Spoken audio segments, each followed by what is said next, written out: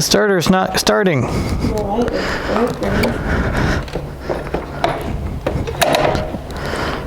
wonder if I can bump start this. Have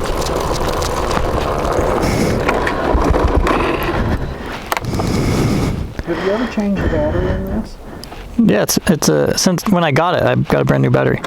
If one thing, the gas is off. It doesn't matter. It's not even trying. It was not off. I don't know why you just turned it off. Sideways is off? Sideways was on. Really? I thought up and down was on. Nope. You just put it on prime. It'll fill the engine with gas if you do that. I see. Oh, I'll be done. Let this just sit and charge. Well, it might. The battery's been in there a while. It looks like too. It's a couple years. Might need a new one. And I don't know why you would think that other than the dust. Well, it just looks dirty, like it's been in there for a while. You haven't changed it out. And her and him to his kids, and they were like, oh. There was nothing wrong with the battery. I just had the kill thing on. Oh, really? Yeah, I never use it. I don't know how it got pushed in.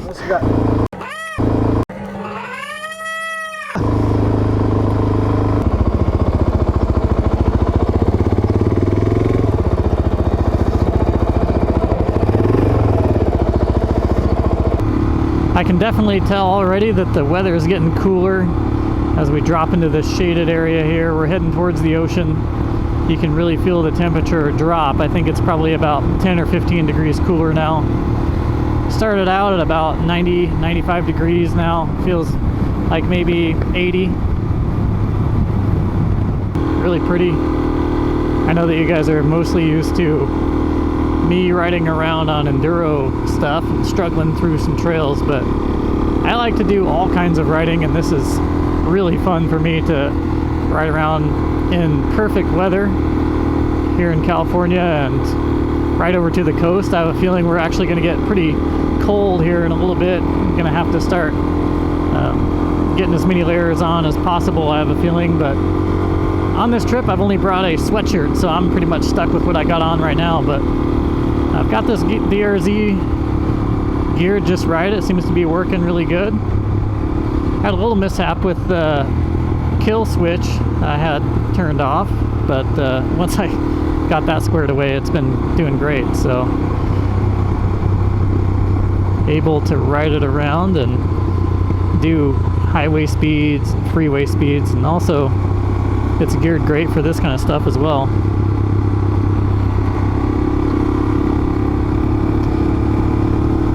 When I get back home, I'll probably put some new tires on it. I've had some new tires ready to go on this thing for quite some time, but just never got around to it.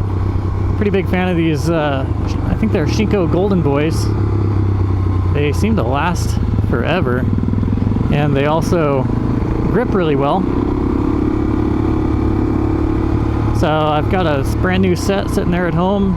I've had this set on here about half worn out since I bought this bike. That's what came on this bike. California definitely has its struggles, but when it comes to landscape, it's really hard to beat. California landscapes are beautiful, and the weather here is just amazing.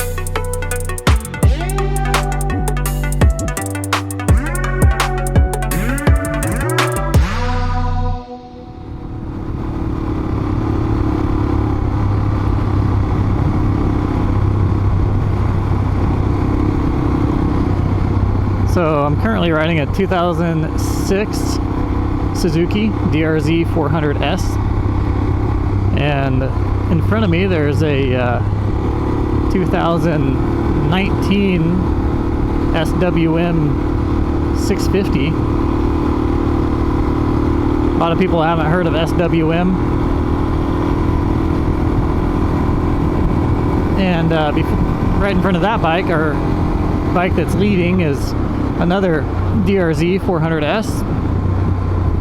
It's a much newer one. I think it's like a 2019 or 18, something like that, but not that it really matters when it comes to DRZs, because they've been the same bike since around the time they came out, really. Around 2001, I think they're pretty much unchanged. Same engine. I've seen these bikes pulled apart at 80, 90,000 miles, and they still look great, still look new. And one of the videos I watched where one of these was pulled apart was a video that was made in Australia, and the bike looked like it had been just run through the desert its entire life. But the engine still looked great. The bike was all torn apart because of just wear, but the engine looked great. So needless to say, I'm a big fan of these DRZs.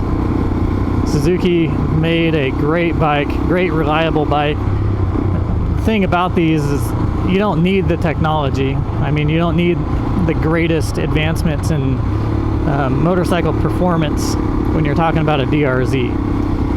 These are all about fun, and that's what they do the best.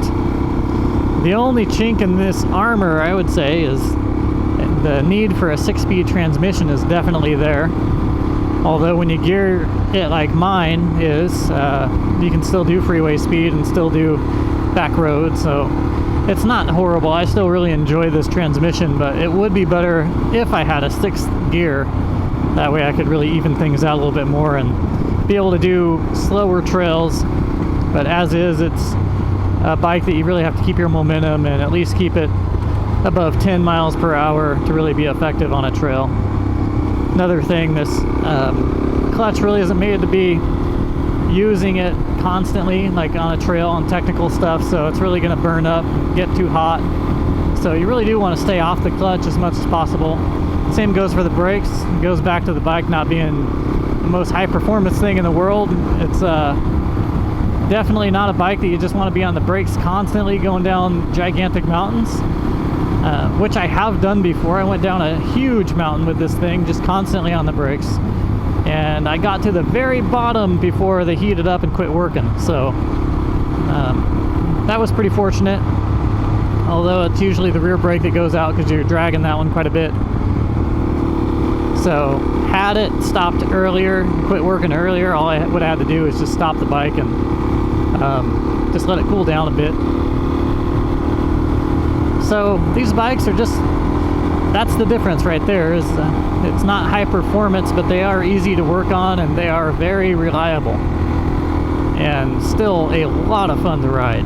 I'm confident taking this bike a lot of places, and it's very comfortable on the street as well as the dirt. Thing is, you just can't go fast. Don't expect to be jumping this thing around unless you do major suspension work. And probably fortifying the frame a bit. I've heard these frames crack. Never had that issue with this bike because I pretty much just dual sport ride it and also some enduro, but I'm not really jumping it or hitting anything too hard. Another nice thing, especially being here in California, is this bike gets about 65 miles to the gallon. 1.8 gallon tank. I'm getting, well, you know, I'm getting pretty good mileage. I must be getting more than 65. I can't really remember exactly, but I'm getting pretty good mileage. I think on a tank I can go about 120 miles. And here in California, gas is over $6 a gallon, so you definitely want good gas mileage. You can hear that SWM popping every once in a while. It's got an aftermarket exhaust on it. Those SWMs come with a dual exhaust, and they are very restrictive. That was causing a lot of heat buildup, I think. So the goal there with that exhaust that's on it is to disperse and allow the engine to breathe quite a bit more, since that exhaust is much more free-flowing.